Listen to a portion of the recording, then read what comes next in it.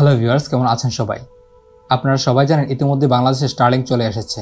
তবে অনেকেই কিনতে যাচ্ছেন না, কারণ অনেক দামি একটি ডিশ ব্যবহার করতে হয়, যা অত্যন্ত ব্যয়বহুল ও বহনে অসুবিধার সৃষ্টি করে।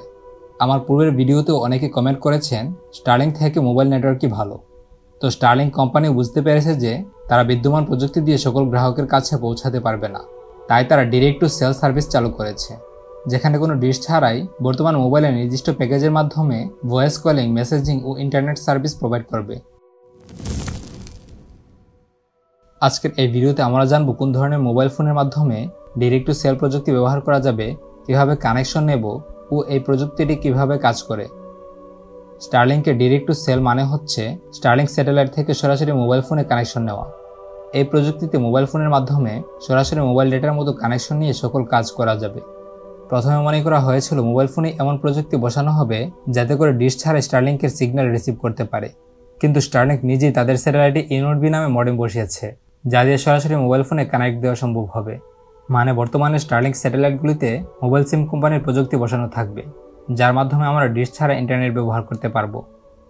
ডিরেক্ট টু সেল প্রযুক্তির প্রধান সুবিধাগুলি হলো, দুর্গম এলাকায় ডিশ ছাড়া ইন্টারনেট ব্যবহার করা যাবে, ডিশ বা অ্যান্টেনার ঝামেলা শেষ হবে, নেটওয়ার্কের ডেড জোন বলতে কিছু থাকবে না, উচ্চ প্রযুক্তির ইন্টারনেট কানেকশন ইত্যাদি।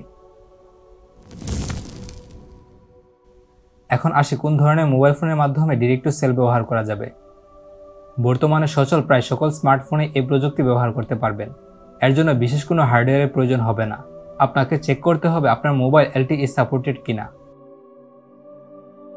এটা চেক করার জন্য প্রথমে আপনার মোবাইলের নেটওয়ার্ক সেটিংয়ে যান। নেটওয়ার্ক সেটিংয়ে যেখানে 3G 4G অপশন থাকে সেখানে LTE লেখাটা পাবেন। এক এক মোবাইলে এক এক রকম, তাই সেটিংসের সার্চ বক্সে ডাটা অপশন লিখে সার্চ দেন। একে একে সবগুলি অপশন চেক করুন, আশা করি পেয়ে যাবেন। তারপরও না পেলে এক্সপার্ট কাউকে জিজ্ঞাসা করুন, তারা বলে দেবে। LTE সম্পর্কে আমি বিস্তারিত বলতে চাচ্ছি না, তবে সহজে বলতে গেলে LTE হচ্ছে এমন একটি প্রযুক্তি যা ওয়্যারলেস নেটওয়ার্কে সিগন্যাল সম্প্রসারণ করতে ব্যবহৃত হয়। ডিরেক্ট টু সেল কানেকশন নেওয়ার জন্য আপনাকে নির্দিষ্ট প্যাকেজ নিতে হবে।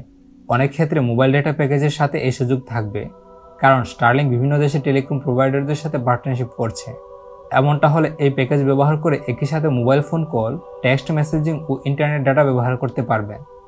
যেখানে সিম কোম্পানির টাওয়ার থাকবে না, সেখানে স্টারলিংক স্যাটেলাইট থেকে কানেকশন পাবেন। তাছাড়া স্টারলিংকের অফিসিয়াল পেজ থেকেও প্যাকেজ নেওয়া যাবে।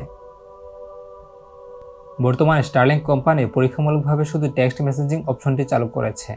স্যামসাং গ্যালাক্সি S25 সিরিজ এবং iPhone 16 এর নির্দিষ্ট এলাকায় ব্যবহার করা যাচ্ছে, তবে শীঘ্রই সকল দেশ ও LTE সাপোর্টেড সকল ডিভাইসের জন্য ওপেন করে দেওয়া হবে।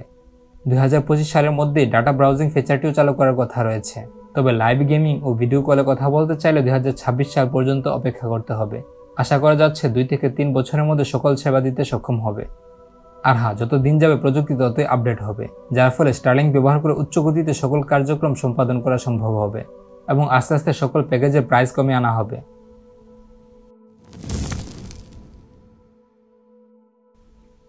ডিরেক্ট টু সেল সার্ভিসের মানে এই নয় যে ডিশের ব্যবহার চলে যাবে। ডিশের মাধ্যমে তখন আরও বেশি স্পিডে ইন্টারনেট ব্যবহার করা যাবে।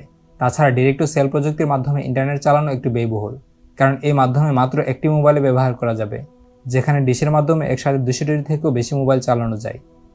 আরেকটি সুখবর হচ্ছে স্টারলিংক ডিশের মাধ্যমে সরাসরি নাম্বারে কল করার অপশনও চালু করা হচ্ছে, তাই ডিশের ব্যবহারও থাকবে, পাশাপাশি যাদের প্রয়োজন তারা ডিরেক্ট টু সেল সার্ভিস ব্যবহার করতে পারবেন। ভবিষ্যতে আরও উন্নত প্রযুক্তি আসতে চলেছে, সেগুলি সম্পর্কে বিস্তারিত জানতে আমার চ্যানেলটিকে সাবস্ক্রাইব করে পাশেই থাকুন। আমার চ্যানেলকে সাপোর্ট করতে চ্যানেলে থাকা বাকি ভিডিওগুলিও দেখে আসতে পারেন। আমি সঠিক ও তথ্যবহুল ভিডিও আপলোড দেওয়ার চেষ্টা করি। ধন্যবাদ সবাইকে, ভালো থাকবেন।